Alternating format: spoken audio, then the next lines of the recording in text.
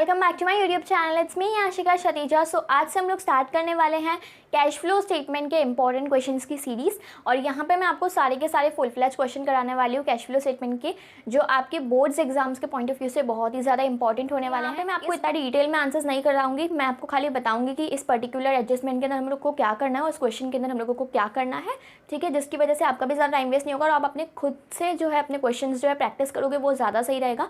अगर आपको इस क्वेश्चन के रिलेटेड डिटेल्ड आंसर्स देखने हैं तो मैंने जो इंस्टाग्राम आईडी मेंशन की हुई है डिस्क्रिप्शन में भी और अभी भी आपको शो हो रही होगी, तो आप इन क्वेश्चंस के आंसर मेरी इंस्टाग्राम आईडी पे जाके देख सकते हो। मैंने ये क्वेश्चंस के डिटेल्ड आंसर्स जो है मेरी इंस्टाग्राम आईडी पे पोस्ट किए हुए हैं। ओके, सो स्टार्ट करते हैं हमारे फर्स्ट क्वेश्चन के साथ। तो यहाँ पे हम लोगों को एक कंपनी की बैलेंस शीट दी हुई है, ओके, और यहाँ पे हम लोगों को एडजस्टमेंट दिया हुआ है इंटरिम डिविडेंड रिलेटेड। ओके, सो इसका क्वेश्चन आपको शो हो रहा होगा एंड हम लोग स्टार्ट करते हैं हमारे आंसर के साथ। यहाँ पे हम लोगों को एडजस्टमेंट में दिया हुआ है during the year 52,000 were paid as interim dividend. कोई भी कैश फ्लो स्टेटमेंट आप बनाओ तो सबसे पहली चीज़ आपको जो करनी है वो ये है कि आपको सारे क्वेश्चंस के पहले एडजस्टमेंट सॉल्व करना है। उसके बाद हम लोग कैश फ्लो स्टेटमेंट देखेंगे कि कितने शेयर्स इशू किए हैं, कितना डिबेंचर री इशू किया है या रिडेम्पशन किया है, ठीक है, ये सब चीज़ें हम लोग लास्ट में देखेंगे। अभी फिलहाल हम लोगों को किस पे कॉन्सेंट्रेट करना है, हमारे एडजस्टमेंट के ऊपर, ठीक है। सो यहाँ पे हम लोगों को खाली एक ही एडजस्टमेंट दिया हुआ है। कौन सा एडजस्टमेंट दिया हुआ है कि हम लोगों ने इंटरिम डिविडेंड पे किया है 52,000 का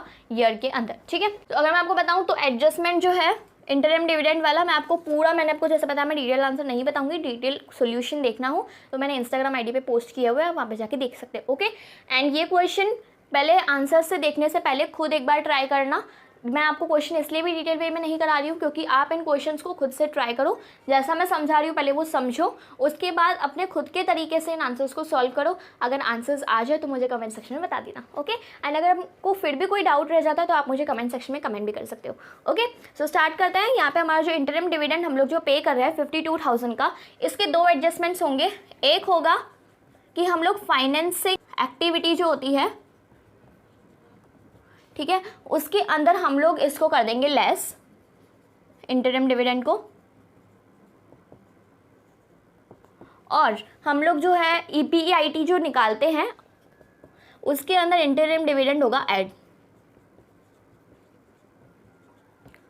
ठीक है। सो अब ये ऐड और लेस कैसे होगा? सबसे पहली चीज़, फाइनेंसिंग एक्टिविटी के अंदर हमारा इंटरिम डिविडेंड इसलिए लेस होगा क्योंकि यहाँ पे फाइनेंसिंग एक्टिविटी यानी कि क्या होता है, फाइनेंसिंग एक्टिविटी होता है हमारे शेयर्स रिलेटेड, ठीक है, शेयर्स पे डिविडेंड रिलेटेड, शेयर्स पे प्रीमियम रिलेटेड हम लोग फाइनेंसिंग एक्टिविटी के अंदर करते हैं। डिबेंचर्स, बैंक लोन, ये सब चीज़ें हमारी फाइनेंसिंग एक्टिविटी में आती है। तो यहाँ पे हमारा जो इंटरिम डिविडेंड है, ठीक है, ये हम लोगों को पे करना पड़ रहा है, कंपनी को डिविडेंड पे करना होता है, तो इसलिए हम लोग फाइनेंसिंग एक्टिविटी में से लेस कर देंगे। दूसरी चीज़ ईबीआईटी, और ईबीआईटी कभी भी हम लोग निकालते हैं तो उसके अंदर हमारे सारे एक्सपेंडिचर्स को हम लोग कर देते हैं ऐड, और हमारे जो भी रेवेन्यूज़ होते हैं उसको हम लोग कर देते हैं लेस। जैसे मैं आपको बताया हुआ है ईबीआईटी में मैंने डिटेल वीडियो भी बनाया हुआ है, अगर आपको कोई भी डिफिकल्टी हो तो आप ये डिटेल वीडियो देख लीजिए, आपके सारे डाउट्स क्लियर हो जाएंगे। ओके, आपको पता है ईबीआईटी हम लोग जब भी कैलकुलेट करते हैं तो हमारे जो भी एक्स्ट्रा ऑर्डिनरी एक्सपेंसेस होते हैं उसको हम लोग कर देते हैं ऐड, और एक्स्ट्रा ऑर्डिनरी इनकम्स जो होती है उसको हम लोग कर देते हैं लेस, ठीक है। तो ये जो होता है हमारा interim dividend extra ordinary expense होता है, इसलिए हम लोग उसको कर देंगे ऐड, ठीक है। और यहाँ पे हम लोगों का फाइनेंसिंग, खाली इंटरिम डिविडेंड के अंदर खाली दो ही एडजस्टमेंट होता है, फाइनेंसिंग के अंदर लेस और हमारे ईबीआईटी के अंदर ऐड, ओके। सेकेंड चीज, यहाँ से हम लोग को स्टार्ट करना है अपना कैश फ्लो स्टेटमेंट सॉल्व करना। फर्स्ट क्या दिया हुआ है, शेयर कैपिटल 2 लाख स्टार्टिंग में था, 2 लाख एंडिंग में था, सेम ही है, कोई डिफरेंस नहीं है, तो शेयर कैपिटल का तो कोई भी एडजस्टमेंट नहीं होगा। फिर आता है रिजर्व्स एंड सरप्लस में, उसमें हम लोगों को फर्स्ट नोट नंबर पे दिया हुआ है, रिजर्व्स एंड सरप्लस में हम लोगों को दिया हुआ है हमारा प्रॉफिट 96,000 पहले था, अब हो गया 98,000, ठीक है, यानी कि 2,000 से हमारा प्रॉफिट जो है बढ़ रहा है, ठीक है। सो 2,000 लिखेंगे, as well as interim dividend भी उसके अंदर हम लोग ऐड कर देंगे, ठीक है। दूसरी चीज़, नॉन करंट लाइबिलिटीज़, यहाँ पे लॉन्ग टर्म बोरोइंग्स दिए हुए हैं, पहले 60,000 थे, अब 90,000 हो गए, यानी कि यहाँ पे हम लोगों ने और बोरोइंग्स की है, दूसरों से बोरोइंग्स किया हम लोगों ने। लॉन्ग टर्म बोरोइंग्स में इन लोगों ने नोट नंबर 1 में दिया हुआ है loan from Z limited and loan from bank, दो लोन लिए हैं हम लोगों ने, ठीक है। फर्स्ट लोन जो है लोन फ्रॉम जेड लिमिटेड, उसमें ऐसा लिखा हुआ है कि 2017 के अंदर हमारे पास कोई भी लोन नहीं था एंड 2018 में हम लोगों ने लोन लिया है, ठीक है। तो लोन लिया है यानी कि पैसा हमारे पास आया है, तो हम लोग क्या करेंगे, लोन वाली चीज़ें कहाँ पे आती है, हमारी फाइनेंसिंग में आती है। तो लोन मैंने आपको जैसे बताया था फाइनेंसिंग के अंदर ही लोन आया है, तो हम लोग कर देंगे add loan from Z limited, ठीक है। ओके उसके बाद लोन फ्रॉम बैंक भी है, पहले हमारा था 60,000 अब हो रहा है 50,000, यानी कि हम लोगों ने बैंक का लोन रीपे कर दिया है। तो हम लोग क्या लिखेंगे, फाइनेंसिंग एक्टिविटी के अंदर ही रीपेमेंट ऑफ बैंक लोन और ब्रैकेट में लिख देंगे 10,000 क्योंकि हमारा 10,000 का कैश गया। ठीक है, उसके बाद क्या लिखा हुआ है, करंट लाइबिलिटीज़ पहले हमारी थी 72,000 की, अब हो गई है 82,000। मैंने आपको पहले ही बताया हुआ है कि अगर हमारी क्रेडिट वाली चीज़ें बढ़े तो उतना ही हमारा कैश भी बढ़ता है।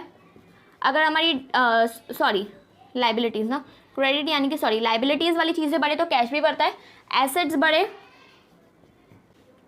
तो कैश कम होता है। ठीक है, यानी कि एसेट्स और कैश का इन्वर्स रिलेशनशिप होता है और लाइबिलिटीज़ और कैश का डायरेक्ट रिलेशनशिप होता है। ठीक है, तो यहाँ पे हम लोग को क्या लिखा हुआ है, ट्रेड पेबल्स पहले 72 था अब 82,000 हो गया, यानी कि ट्रेड पेबल्स हमारे बढ़ रहे हैं तो हमारा कैश भी बढ़ेगा। ठीक है, तो कैश बढ़ेगा तो उसको हम लोग क्या करेंगे, ऑपरेटिंग एक्टिविटी के अंदर ही वर्किंग कैपिटल चेंजेस में हम लोग क्या कर देंगे, इसको ऐड कर देंगे। ठीक है, ऐड क्या करेंगे, इंक्रीज इन ट्रेड पेबल्स।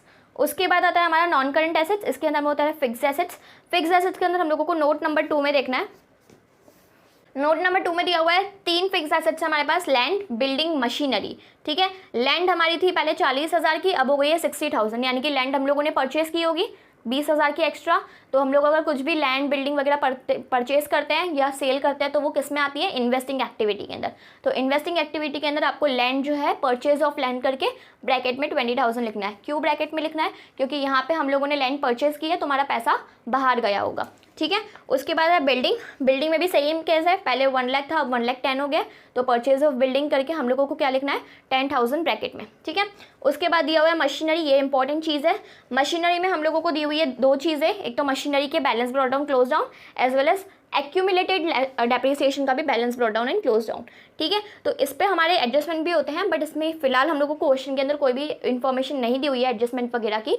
ठीक है, तो हम लोग क्या करेंगे, जो मशीनरी का बैलेंस ब्रॉट डाउन था, पहले हमारा था 2,14,000 की मशीनरी, अब वो ये 2,44,000, यानी कि हम लोगों ने मशीनरी को परचेज किया होगा।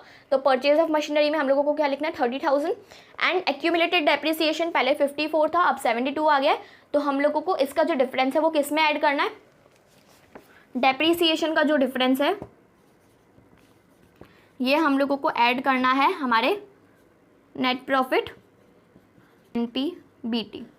ठीक है, NPBT के अंदर ये सब NPBT में आएगा, ये VIT भूल से बोल दिया मैंने, NPBT के अंदर आएगा। ओके, NPBT यानी कि net profit before tax and extra ordinary items. ठीक है, तो जो भी डिप्रिसिएशन का हमारा डिफरेंस है कितना है, 54 का 72 होगा, तो हमारा डिप्रिसिएशन का डिफरेंस आएगा 18,000। तो जो 18,000 का डिफरेंस आएगा वो हम लोग NPBT के अंदर ऐड कर देंगे, क्योंकि ये क्या है हमारा non cash expenditure. Non cash expenditure भी हम लोग NPBT के अंदर ऐड करते हैं। ओके, करंट एसेट्स पे, करंट एसेट्स में हम लोगों को 3 चीज़ें दी हुई है, inventories, trade receivables, cash and cash equivalents. Inventories पहले 50 की थी अब 44 की हो गई, यानी कि हमारे एसेट्स की वैल्यू कम हुई। अगर एसेट्स कम हुए तो कैश बढ़ेगा। ठीक है, तो हम लोग क्या कर देंगे, ऐड कर देंगे डिक्रीज इन इन्वेंट्रीज। ठीक है, उसके बाद आ जाएगा ट्रेड रिसीवेबल्स, पहले 70,000 था अब 76,800 है, तो यानी कि यहाँ पे हमारे एसेट्स जो है बढ़े। अब अगर एसेट्स बढ़े हैं तो कैश कम होगा, तो हम लोग क्या लिख देंगे, इंक्रीज इन ट्रेड रिसीवेबल्स, और कैश का अमाउंट जो है माइनस में लिख लेंगे। ओके, उसके बाद आता है हमारा कैश एंड कैश इक्विवेलेंट्स, वो हम लोग देखते हैं। सारे हम लोगों ने कर दिए, ऑपरेटिंग एक्टिविटीज़ की चीज़ें हम लोगों ने कर दी, हम लोगों ने इन्वेस्टिंग की कर दी, हम लोगों ने फाइनेंस की चीज़ें कर दी। अब हमारे पास लास्ट जो चीज़ बचती है वो आती है cash and cash equivalents. Cash and cash equivalents के अंदर वो सारी चीज़ें होती हैं जो कैश में जल्दी कन्वर्ट हो जाती है। मैं आपको सबसे बेस्ट चीज़ बताऊं क्या है इसके अंदर, देखो, operating plus financing plus investing, इन तीनों को ऐड करो। ठीक है, और इन तीनों का ऐड करके यहाँ पे अमाउंट आएगा। ठीक है, इसमें हम लोगों को ऐड कर देना है opening cash and cash equivalents, और closing cash and cash equivalents भी हम लोगों को क्वेश्चन के अंदर दिया ही होता है। ठीक है, ओपनिंग और closing cash and cash equivalents हम लोगों को क्वेश्चन में दिया हुआ होता है। सपोज अगर कैश एंड कैश इक्विवेलेंट्स हमारा ओपनिंग वाला 500, क्लोजिंग है 700। ठीक है, तो हम लोग यहाँ पे लिख देंगे 700, इधर लिख देंगे 500। ठीक है, अब सबसे बेस्ट चीज़, अगर आपको इन तीनों का मिला के 200 आया, यहाँ पे हम लोग लिख देंगे 200। अगर इन तीनों को मिला के 200 आया तो आपका ये आंसर राइट है। बट सपोज अगर इन तीनों को मिला के हमारा आ रहा है 400, ठीक है। तो 400 + 500 तो 900 होना चाहिए, 700 क्यों लिखा है? ठीक है। सो अगर आपको कभी भी अपना आंसर चेक करना हो कैश फ्लो स्टेटमेंट के अंदर, सबसे बेस्ट चीज़ यही है, आप इसमें सिंपली आंसर्स ला सकते हो, सिंपली चेक कर सकते हो कि आपका आंसर राइट है या रॉन्ग है। सबसे पहली चीज़ क्या करनी होती है, opening cash and cash equivalents लिखो, closing cash and cash equivalents लिखो। ठीक है। इन तीनों का डिफरेंस निकालो, इन दोनों का डिफरेंस क्या आया? 200 आया। इन तीनों को मिला के 200 ही आना चाहिए। अगर इन तीनों को मिला के 200 आ गया तो मेरा आंसर राइट है, नहीं आया तो फिर से सॉल्व करो। ओके। सबसे best cheese cash and cash equivalents के बारे में यही है कि हम लोगों को आंसर्स पता चल जाता है कि हमारे आंसर्स राइट है या रॉन्ग है। ठीक है। यहाँ पे हमारा जो कैश एंड कैश इक्विवेलेंट्स जो है उसका अमाउंट दिया हुआ है हम लोगों को, ओपनिंग में दिया हुआ है 8000, क्लोजिंग में दिया हुआ है 7200। ठीक है। अब इन दोनों का डिफरेंस क्या है? 800 का डिफरेंस है इन दोनों का। तो इन तीनों एक्टिविटीज़ को मिला के मेरा आंसर 800 आया। ठीक है। 800 कौन सा वाला, माइनस में या प्लस में, वो भी देख लो। 7200 ओपनिंग था, सॉरी क्लोजिंग था। हमेशा हम लोग कैश एंड कैश इक्विवेलेंट्स का कैसे निकालते हैं? Closing minus opening cash and cash equivalents. Closing है हमारा 7200, ओपनिंग है 8000, यानी कि हमारा माइनस में 800 आना चाहिए। ठीक है। इन तीनों को मिला के माइनस में 800 आना चाहिए तो ही मेरा आंसर राइट है, पॉजिटिव में 800 नहीं आना चाहिए। ठीक है। सो क्लोजिंग माइनस ओपनिंग है 7200 माइनस 8000, माइनस का 800 में हमारा डिफरेंस आना चाहिए तो ये हमारा आंसर राइट है। ठीक है। तो हमारा माइनस में 800 आ गया तो आंसर राइट, वरना रॉन्ग। वापस से सॉल्व करो। ओके। सो स्टार्ट करते हैं हमारे सेकंड क्वेश्चन के साथ। नेक्स्ट क्वेश्चन जो है वो फुल फ्लेज क्वेश्चन नहीं है, उसमें खाली इन्वेस्टिंग और ऑपरेटिंग एक्टिविटी है, लेकिन मैंने आपको ये क्वेश्चन इसलिए करवाया क्योंकि इसमें मुझे एडजस्टमेंट थोड़े अच्छे लगे। दो ही एडजस्टमेंट्स है, छोटे छोटे एडजस्टमेंट्स है, बट एक बार समझने लायक एडजस्टमेंट है। ठीक है। इसलिए मैंने आपको ये जो क्वेश्चन है करा रही हूँ, जिसकी वजह से अगर आपका फुल फ्लेज क्वेश्चन के अंदर भी एडजस्टमेंट आ जाए तो आप इजीली सॉल्व कर सको। ओके। सो यहाँ पे क्या लिखा हुआ है? यहाँ पे लिखे हुए दो adjustment. Machine having a book value of ₹1 lakh, depreciation provided thereon is ₹1,62,500 was sold at a loss of 20,000। तो कभी भी इस टाइप का मशीन आए, डेप्रिसिएशन आए, प्रोविजन फॉर टैक्स है, सबसे पहली चीज़ आपको क्या करनी है? अकाउंट बना देना है। ठीक है। तो हम लोग बना देते हैं पहले मशीन का अकाउंट। यहाँ पे डेबिट, यहाँ पे क्रेडिट। ठीक है। डेबिट में हम लोगों को क्या लिखना होता है? मशीन का बैलेंस क्या होता है? डेबिट होता है। ठीक है। तो हम लोगों को स्टार्टिंग ओपनिंग बैलेंस मशीन का क्या दिया हुआ है? फिक्स्ड एसेट में टैंजिबल में देखो हम लोगों को ओपनिंग बैलेंस दिया हुआ है 21,25,000। तो फिर यहाँ पे लिखेंगे हम लोग balance brought down 21,25,000। Close down देख लो कितना दिया है, बैलेंस क्लोज डाउन दिया हुआ है 23,30,000। सबसे पहली चीज़ ये कर दो। दूसरी चीज़ हम लोग को क्या बोली है? Machine having the book value of 1 lakh. एक मशीन है जिसकी बुक वैल्यू है 1 लाख। ठीक है। उसको हम लोगों ने बेचा है 20,000 के लॉस पे। तो मशीन को हम लोगों ने बेचा है 20,000 के लॉस पे, यानी कि 1 लाख की मशीन का हम लोगों ने सेल से हम लोगों को कितना अमाउंट आया है? 80,000। 1 लाख की मशीन है, 20,000 के लॉस पे बेचा है, उसका अमाउंट आ रहा है हमारा 80,000। ठीक है। अब जो लॉस हुआ है वो भी हम लोग यहाँ पे लिख देंगे। तो लॉस ऑन सेल कितने का लॉस हुआ है? 20,000 का। ठीक है। इसके अलावा एक और चीज़ लिखेंगे, क्या? डेप्रिसिएशन। हमारी मशीन पे डेप्रिसिएशन कितने का लगा है? ठीक है। तो हम लोग को ब्रैकेट पे लिखा हुआ है depreciation provided thereon is 1,62,500। ठीक है। सो यहाँ पे हम लोग लिख देंगे डेप्रिसिएशन का 1,62,500। ठीक है। इन सब को हम लोगों को अब टोटल कर देना है। 0 0 0 2 3 + 6 9 + 8 17 19 1 5। यहाँ पे 1,62,500 है, तो 25,92,500, 25,92,500, 500 12 11 - 5 is 6, 9 - 2 7, 1 4, 4,76,500 इज़ दी बैलेंस। और ये जो बैलेंस निकलता है वो हम लोगों को क्या करना होता है? एक सेकेंड, हाँ ओके। तो ये जो बैलेंस बचा हमारा 4,76,500, उसको हम लोग क्या कंसिडर करेंगे कि हम लोगों ने परचेज की है मशीन इतने की। ठीक है। अगर हमारा क्रेडिट साइड पे बैलेंस बचता है तो हम लोग उसमें लिखते हैं सेल, बट यहाँ पे हमारा डेबिट साइड पे बैलेंस बच रहा है तो हम लोग इसमें लिखेंगे परचेज। ठीक है। यहाँ पे हमारी सारी चीज़ों की एंट्रीज होगी सिवाय इसके और इसके। ठीक है। परचेज हम लोगों ने किया है तो इन्वेस्टिंग अकाउंट, इन्वेस्टिंग एक्टिविटी के अंदर हम लोग परचेज ऑफ मशीन करके ब्रैकेट में 4,76,500 लिखेंगे। दूसरी चीज़, मशीन हम लोगों ने सेल की है, इन्वेस्टिंग एक्टिविटी में क्या करेंगे? सेल ऑफ मशीन, और क्या लिखेंगे 80,000, ब्रैकेट में नहीं, खाली 80,000 लिखना है। उसके बाद आएगा लॉस ऑन सेल, सेल के थ्रू हम लोगों को लॉस हुआ है, तो ये जो लॉस है हम लोग कहाँ पे रिकॉर्ड करेंगे, ये जो लॉस है ये हम लोग रिकॉर्ड करेंगे ऑपरेटिंग एक्टिविटी के अंदर एनपीबीटी में ऐड कर देंगे। बैलेंस क्लोज डाउन को हम लोग को कोई एंट्री नहीं करनी होती है। जो हमारा डेप्रीसिएशन का अमाउंट है ना, ये हमारा यहाँ पे हम लोग ऐड तो करेंगे एनपीबीटी के अंदर, बट 1,62,500 नहीं ऐड करेंगे। यहाँ पे हम लोग सबसे पहले बनाएंगे एक्यूमुलेटेड डेप्रीसिएशन का अकाउंट, ठीक है।